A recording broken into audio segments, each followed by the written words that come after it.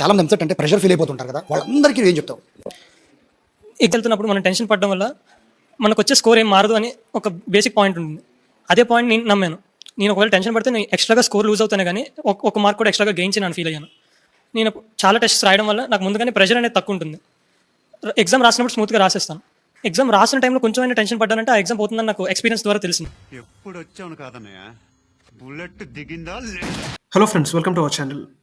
ఇప్పటిదాకా మీరు విన్నారు కదా టీఎస్ ఎంసెట్ 2024 టాపర్ ఏం చెప్తున్నాడు. సో అతని స్ట్రాటజీస్ ఏవైతే ఉన్నాయో మోస్ట్ ఆఫ్ ది పీపుల్ చెప్తూనే ఉంటారు మనకి. హార్డ్ వర్క్ కంటే స్మార్ట్ వర్క్ ముఖ్యం. మీరు ఇంతవరకు ఎంత ప్రాక్టీస్ చేసినా చేయకపోయినా, ఇంతవరకు ప్రిపరేషన్ స్టార్ట్ చేసినా చేయకపోయినా, ఈ 2 months అనేది క్రూషియల్ టైం అనమాట. మేలో ఎగ్జామ్స్ ఉన్నాయి, both AP and TS EAMCETs. So మీరు ఈ 2-3 years ఎంతైతే కష్టపడుతున్నారో వాటన్నిటి రిజల్ట్స్ ఓన్లీ 3 hours డిసైడ్ చేయబోతుంది. సో తప్పకుండా మీరైతే ఈ ఎగ్జామ్ని ఎలా ట్యాకిల్ చేయాలని చెప్పేసి తెలుసుకోవాల్సిన పని ఉంది మీకు. అందుకోసమే నేను ఈ వీడియో చేస్తున్నాను. మీరు ఎంత స్మార్ట్ వర్క్ చేస్తున్నారు అనేది ముఖ్యం. సో ఈ వీడియోలో నేను మీకు చెప్పేది ఏంటంటే, ఇన్ని ఇయర్స్ ఆఫ్ హార్డ్ వర్క్ మీకు జస్ట్ 3 yearsలో ఉంటుంది. మీ 3 years పర్ఫార్మెన్స్ బట్టి ఉంటుంది. సో మీరు అసలు ఎలా ప్రిపేర్ కావాలి, ఏం చేయాలి, ఎక్కడ నేర్చుకోవాలి, నేను మీకు జనరలైజ్డ్గా అందరికీ అవైలబుల్గా ఉండేటట్టు, అందరికి ఒక్కొక్కరికి ఒక సబ్జెక్ట్ నచ్చుతుంది, ఒక్కొక్కరికి ఒక్కొక్క విధంగా ఎగ్జామ్ రాస్తారు, మీ అందరికీ కామన్గా ఉండేటట్టు నేనైతే మీ వీడియోలో ఎక్స్ప్లెయిన్ చేస్తాను. వీడియో పూర్తిగా చూడండి. అండ్ ఎగ్జామ్ పర్ఫార్మెన్స్ మీరు ఎలా చేయాలి, ఎగ్జామ్లో ఎలా రాయాలని చెప్పేసి కూడా మీకు ఎక్స్ప్లెయిన్ చేస్తాను. ఈ 10 minutes మీరు ఎంతో టైం అయితే వేస్ట్ చేస్తుంటారు, ఈ ఒక్క 10 minutes ఈ వీడియో మీద స్పెండ్ చేస్తే మీరు మీ ఎగ్జామ్లో ఎక్సెల్ చేసే అవకాశం చాలా ఎక్కువగా ఉంది. వీడియోని పూర్తిగా చూడండి. So let's get in to the video now. So first మీకు నేను EAMCET previous year marks versus rank ఎలా ఉందని చెప్పేసి చూపిస్తాను. అంటే based on the examination marks మనకి అందరికీ తెలియదు ఎన్ని మార్క్స్ వస్తే ఎంత ర్యాంక్ వస్తుందని చెప్పేసి. మీకు previous year rank cards, real students rank cards చూపిస్తాను చూడండి. మనకు ఫస్ట్ వచ్చేసి 65 marks వస్తే 11,000 ర్యాంక్ వచ్చింది. 100 marks దగ్గర వస్తే 900 ర్యాంక్ వచ్చింది. అండ్ ఎంసెట్లో 60 marks వస్తే 18,000 ర్యాంక్ వచ్చింది. 40 marks వస్తే 1,48,000 ర్యాంక్ వచ్చింది. 55 marks వస్తే 229,000 ర్యాంక్ అయితే రావడం జరిగింది. సో ఈ మార్క్స్ కంపారిజన్ ఆన్ యావరేజ్గా 80కి 5,000 ర్యాంక్ అయితే వస్తుంది. ఇక్కడ మీకు డీటెయిల్గా టేబుల్ చూపిస్తున్నాను చూడండి. 150 కంటే ఎక్కువ వస్తే మీకు టాప్ 10లో ర్యాంక్ వస్తుంది. 100 marks వస్తే 900 to 1,000 ర్యాంక్ రావచ్చు. 80 marks వస్తే 5,000, 65 వస్తే 11,000, 60 వస్తే 18,000, 55 వస్తే 30,000, అలాగే 40 వస్తే 15,000, 1,50,000 అనమాట. సో దీన్ని బట్టి మనం డిఫరెంట్ ర్యాంక్ ఒక్కొక్కరికి ఒక్కొక్క కాలేజ్ వెళ్ళాలని ఉంటుంది, కొంతమందికి టాప్ 1,000 ర్యాంక్ కొట్టాలని ఉంటుంది. మీరు ఏ కేటగిరీలో ఉండాలనుకున్నారో మీరే అంచనా వేసుకోండి. మీరు ఏ లెవెల్లో ర్యాంక్ కొడదాం అనుకున్నారు, మీకు కావాల్సిన కాలేజ్ ఏదైతే ఉందో దానికి రావాలంటే కట్ ఆఫ్ ఎంత ఉందో చూసుకోండి. అలా పూర్తిగా మీకు దాని గురించి కూడా వీడియో కావాలంటే ఇంజనీరింగ్ కాలేజెస్ వాటి గురించి దాని గురించి కూడా నేను వీడియో చేయడం జరుగుతుంది. మీరు తప్పకుండా అది కూడా చూడండి. ఇప్పుడైతే ఇది మన real marks versus rank statistics అనమాట. ఎలా ఏ ర్యాంక్ ఎన్ని మార్క్స్ వస్తే ఎంత ర్యాంక్ వస్తుందని చెప్పేసి పూర్తి ఇన్ఫర్మేషన్ ఈ వీడియోలో ఉంది చూడండి. ఇప్పుడు మీకు మార్క్స్ ఒక అంచనా వచ్చిన తర్వాత మీకు అర్థమవుతుంది. 160 marksకి physics 40 marks, chemistry 40 marks, maths 80 marks, 80 + 40 + 40 160 marks. ఒక్కొక్కరికి ఒక్కొక్క సబ్జెక్ట్లో బాగా ఎక్స్పర్ట్ అయి ఉంటారు. కొంతమంది మ్యాథ్స్ మంచిగా చేస్తారు, కొంతమంది కెమిస్ట్రీ, కొంతమంది ఫిజిక్స్, ఎవరికి వాళ్ళు మంచిగా చేస్తారు. సో మనం ఎంత ప్రాక్టీస్ చేసినా, ఎంత నేర్చుకున్నా ఎగ్జామ్ టైంలో ఎలా రాస్తామని చెప్పేసి దాని మీద కూడా ఉంటుంది. సో మీరు ఒకవేళ ఎగ్జామ్ దగ్గరికి వస్తున్నాయి, మీకు చాలా టాపిక్స్ ఇంకా క్లియర్గా అర్థం కావట్లేవు, ఇంకా కొన్ని టాపిక్స్ ఉంటాయి మోస్ట్ టఫెస్ట్ టాపిక్స్ అనమాట, ఎలక్ట్రిసిటీ, ఎలక్ట్రోమాగ్నెటిజం, ఇవన్నీ. సో వాటి వెయిటేజ్ ఎలా ఉందో చూసుకోండి మీరు ఫస్ట్. ఎగ్జామ్స్లో వెయిటేజ్ ఎలా వస్తుంది, ప్రీవియస్ ఇయర్ క్వశ్చన్ పేపర్స్ కంపల్సరీగా ప్రాక్టీస్ చేస్తేనే మీకు ఆ వెయిటేజ్, మీకు రాని టాపిక్స్ నుంచి క్వశ్చన్స్ ఎలా వస్తున్నాయి, ఎంతవరకు వస్తున్నాయి, మీరు అవి నేర్చుకోగలరా ఒకసారి చూడండి. ఒకవేళ మీరు ఎంత ట్రై చేసినా అవి నేర్చుకోలేము అని అనుకుంటే అవి వదిలేసేయండి. ఇంకా మీకు వచ్చిన టాపిక్స్ వరకు క్లియర్గా నేర్చుకోవడానికి ట్రై చేయండి. ఎందుకంటే మనం ఎన్ని క్వశ్చన్స్ అయితే కరెక్ట్గా అటెంప్ట్ చేస్తామో అవే మనకి మ్యాటర్. సో మీరు డౌట్ ఉన్న సబ్జెక్ట్స్ అయితే డౌట్ ఉన్నవి ఎక్కువగా పట్టించుకోవాల్సిన అవసరం కూడా లేదు. మనకు మాక్ టెస్ట్ కన్ఫర్మ్ అనమాట. మాక్ టెస్ట్ మనకు చాలా ఆన్లైన్ వెబ్సైట్స్లో అవైలబుల్గా ఉంటుంది. మీకు ఈ మాక్ టెస్ట్ గురించి కూడా నేను సపరేట్ వీడియో చేస్తాను. ఇదైతే జస్ట్ మీకు ఇన్ఫర్మేషన్ ఇస్తున్నాను కాబట్టి క్లియర్ కట్గా మీకు ఏదైతే కావాలో అదే చెప్తున్నాను దీంట్లో, అది మాత్రం వినండి. మాక్ టెస్ట్ ప్రాక్టీస్ చేస్తే మీకు ఎగ్జామ్ ఫియర్ అనేది ఉండదన్నమాట. ఎంత బాగా అయితే అంత బాగా నేర్చుకోవచ్చు, మీకు చాలా బెనిఫిషియల్గా ఉంటుంది ఇది. నెక్స్ట్ వచ్చేసి సబ్జెక్ట్. మీరు ఏ సబ్జెక్ట్ క్లియర్గా చేయగలుగుతున్నారు. ఒకవేళ మీరు మ్యాథ్స్ మంచిగా చేస్తున్నారు అనుకోండి, ఎగ్జామ్కి వెళ్ళగానే మ్యాథ్స్ స్టార్ట్ చేస్తారు. మ్యాథ్స్ తోటి 80 questions ఉన్నాయి. 80 questions అయిపోయేసరికి మీకు టైం మేనేజ్మెంట్ లేక టైం అయిపోతుంది, ఎగ్జామ్లో మార్క్స్ స్కోర్ చేయలేము. సో అందుకని మీరు ఎగ్జామ్లో ఏ సబ్జెక్ట్ ఫస్ట్ చేయాలనేది కూడా మీరు డిసైడ్ చేసుకొని ఉండాలి. నేను చెప్పొచ్చే స్ట్రాటజీ ఏంటంటే, ఫస్ట్ మీకు కెమిస్ట్రీలో ఈజీగా ఎగ్జామ్ రాయొచ్చు, ఈజీగా క్వశ్చన్స్ అటెంప్ట్ చేయొచ్చు, ఫాస్ట్గా ఆన్సర్ తీసుకొస్తుంది మనకి. ఎందుకంటే జనరల్ థియరీ సబ్జెక్ట్ కాబట్టి, ఆల్దో కొన్ని ప్రాక్టికల్ ఫిజికల్ క్వశ్చన్స్ ఉంటాయి, కానీ most of the questions are theory questions.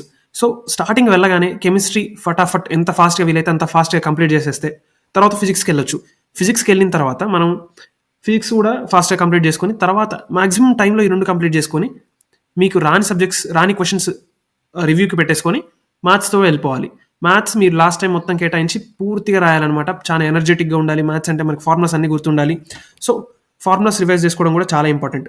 Time management ప్రతి సబ్జెక్ట్కి కరెక్ట్గా ఇచ్చి ఈచ్ సెక్షన్ అంటే మ్యాథ్స్కి ఎంత టైం ఇస్తున్నారు, కెమిస్ట్రీకి, ఫిజిక్స్కి ఎంత టైం ఇస్తున్నారు చూసుకొని ఇస్తే మాత్రమే మీరు బాగా రాయగలుగుతారు. అది మాత్రం కంపల్సరీ ఇంపార్టెంట్ చూసుకోండి.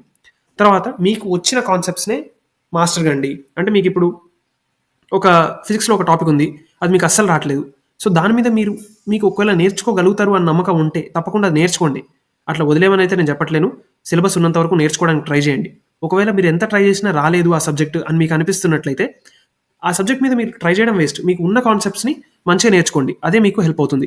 ఎక్యురసీ అండ్ స్పీడ్ ఉండాలి. అంటే ఇది మీరు మాక్ టెస్ట్ రాస్తున్న కొద్దీ, ఫార్ములాస్ అప్లై చేస్తున్న కొద్దీ మీకే స్పీడ్ పెరుగుతుంది అనమాట.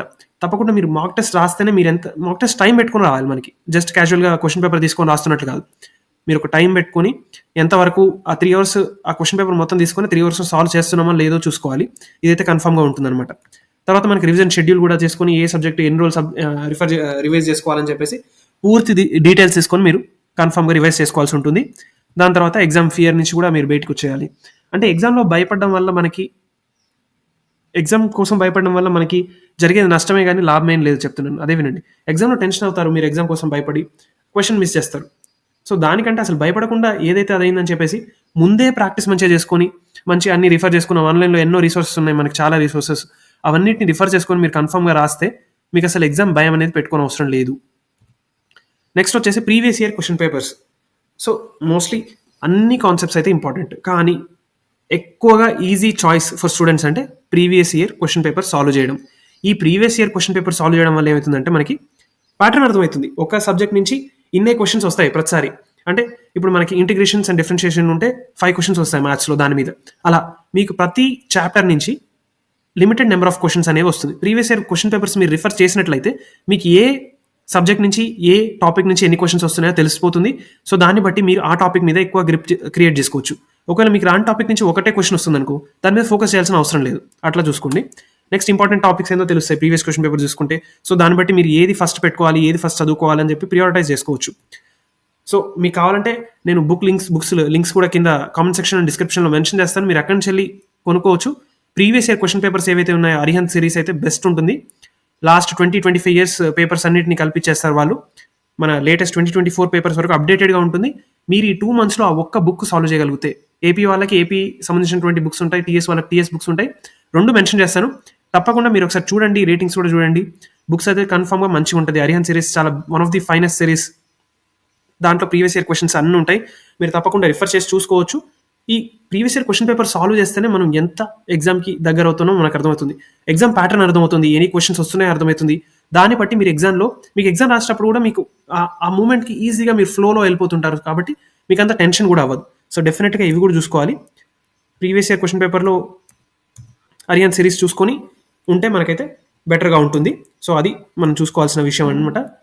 ఇంకా మెయిన్ థింగ్ వచ్చేసి మన మైండ్ఫుల్నెస్గా ఉండాలి. ఎప్పుడైనా క్లియర్గా ఉండాలి. ఎగ్జామ్ అంటే జస్ట్ సబ్జెక్ట్స్ ప్రిపేర్ అయ్యి ఎగ్జామ్ ముందు కూడా చదువుతూనే ఉండి టెన్షన్గా వెళ్ళి రాస్తే మీకు వచ్చేది 0. మీరు ఎగ్జామ్లో ఎంత ఫోకస్డ్గా, ఎంత మైండ్ఫుల్నెస్గా, ఎంత ప్రశాంతంగా ఉన్నారనేదే మ్యాటర్ అనమాట. సో మంచిగా నిద్రపోండి ఎగ్జామ్ ముందలో. ఇప్పుడు ఈ 1 month అయితే మీరు ఎంత కష్టపడ్డా ఏం లేదు, కానీ ఎగ్జామ్ రీచ్ అవుతున్న దగ్గర రోజుల్లో అయితే మీరు కన్ఫామ్గా హెల్త్ మెయింటైన్ చేయాల్సి ఉంటుంది. స్లీప్ వెల్, హెల్తీ డైట్, మంచి ఫుడ్ తినాల్సి ఉంటుంది. అండ్ కామ్ మైండ్నెస్, స్ట్రెస్ అవన్నీ అవాయిడ్ చేయండి. మీకు రాదు అన్న భయం వదిలేసి ఏం నేర్చుకోగలమో ట్రై చేసి దాని మీద ఫోకస్ చేయడానికి ట్రై చేయండి. అలా అయితే మీరు తప్పకుండా సక్సెస్ అవుతారు. నాకు చాలా నమ్మకం ఉంది. ఇలాంటి ఇన్ఫర్మేటివ్ వీడియోస్ కోసం మన ఛానల్ సబ్స్క్రైబ్ చేసుకోండి. అలాగే ఈ వీడియోని మీ ఫ్రెండ్స్ కూడా షేర్ చేయండి. తప్పకుండా ఇంకా ఇన్ఫర్మేటివ్ వీడియోస్ అయితే మన ఛానల్లో ఎప్పుడు వస్తూనే ఉంటాయి. Subscribe, confirm and wait for our new videos. Thank you for watching.